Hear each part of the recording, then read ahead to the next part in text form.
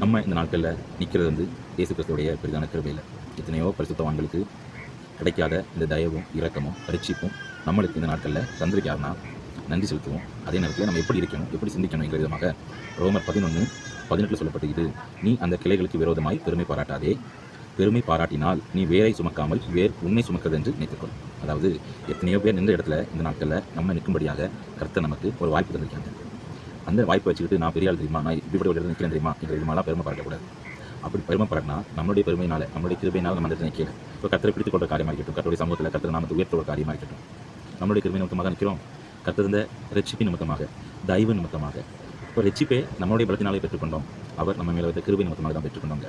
எந்த ஒரு சூழ்நிலையுமே மேன்மையின் எண்ணம், மேட்டிமையின் எண்ணம், பெருமையின் ஆவி நம்மளை மேற்கொள்ளாதபடிக்கு பார்த்துக்கொள்ளணும். அதே நேரத்தில் யாரையும் இலக்காரமாக நினைக்க உடஞ்சுவாங்க இல்லையா, உதாசீனமாக நினைக்கக்கூடாதான். எதுனா நம்ம நிற்கிறதே அவருடைய சுத்த கிருபை. அந்த எண்ணத்தை நம்மளுடைய இதயத்தை எப்பொழுதும் நினைத்து கர்த்தருக்கு பயந்த பிள்ளைகளாக, எல்லாரையும் அன்பு செய்கிற பிள்ளைகளாக, எல்லாருக்கும் மதிப்பு ரெஸ்பெக்ட் கொடுக்கிற பிள்ளைகளாக நம்ம வாழணும். அதுதான் கர்த்தரும் நம்மகிட்ட விரும்புகிறாங்க. ஆமென்.